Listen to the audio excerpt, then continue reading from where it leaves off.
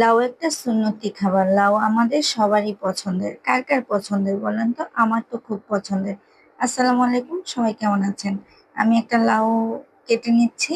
এখানে লাউ এনেছিলাম, আমি লাউ দিয়ে আজকে মুরগির গোস্তের হাড্ডি হুড্ডি দিয়ে রান্না করব। তাই এখানে আমি একটা লাউ নিয়েছি, লাউটাকে কেটে নিয়েছি, কেটে তারপরে ধুয়ে ভালো করে রেখেছি। এখানে আমি 1 কাপের মতো পেঁয়াজ কুচি দিয়ে দিয়েছি একটা কড়াইতে তেল দিয়ে। তো সব পরিমাণের গরম মসলাই দিয়ে দিচ্ছি, তেজপাতা, দারচিনি, এলাচ, লং, সব রকমের গরম মসলা দিয়ে আমি পেঁয়াজের মধ্যে ভেজে নিচ্ছিলাম। আদা রসুন গুলোকেও ভেজে নিয়েছি, প্রায় 2 চামচের মতো আদা রসুন বাটা দিয়ে দিয়েছি। দিয়ে আমি এখানে যে মুরগির হাড্ডি হুড্ডি যা ছিল সবকিছুই দিয়ে দিয়েছি, দিয়ে একটু ভেজে নিচ্ছিলাম ওই তেলের মধ্যে, আদা রসুনের মধ্যে। ভাজা হয়ে গেলে এখানে আমি স্বাদ মতো লবণ দিয়ে দিচ্ছি, দিয়ে তারপরে এখানে হলুদের গুঁড়ো দিয়ে দিলাম প্রায় 2 চামচের মতো, দিয়ে মরিচের গুঁড়া দিয়ে দিয়েছি, মরিচের গুঁড়া দিয়ে জিরার গুঁড়া দিয়ে দিয়েছি প্রায় 1.5 চামচের মতো, ধনিয়ার গুঁড়া দিয়ে দিলাম প্রায় 1.5 চামচের মতো।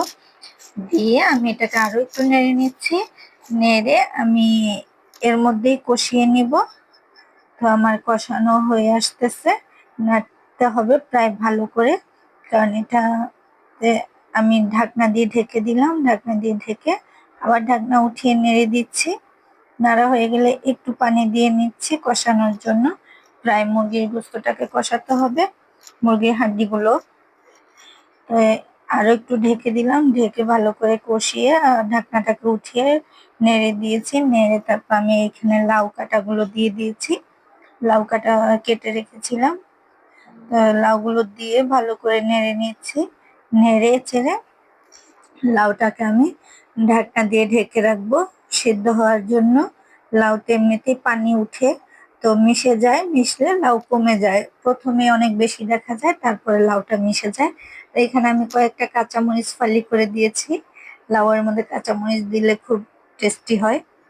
ওই মরিচের গুঁড়াটা একটু কম দিতে হয়, কাঁচামরিচটাই বেশি দিতে হয়।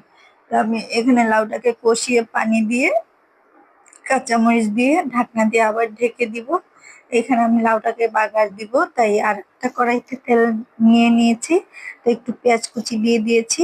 পেঁয়াজ কুচিটাকে বাদামি রঙের করে ভেজে আমি লাউয়ের উপরে দিয়ে দিব, লাউটাকে বাগার দিব। এখানে আমি লাউর উপরে এই যে আমার পেঁয়াজ বাগার দিয়ে দিলাম, দিয়ে আর একটু নেড়ে নিচ্ছি, প্রায় আমার তরকারিটা হয়ে এসেছে। আমি নেড়ে উপর দিয়ে একটু ধনিয়া পাতা দিয়ে দিব, ধনিয়া পাতা দিয়ে আমার লাউ তরকারিটা হয়ে আসলে আমি নামিয়ে নিব।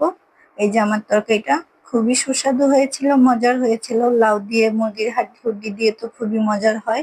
আজকে আমার ভিডিওটা এ পর্যন্ত। সবাই ভালো থাকবেন, সুস্থ থাকবেন, আল্লাহ হাফেজ।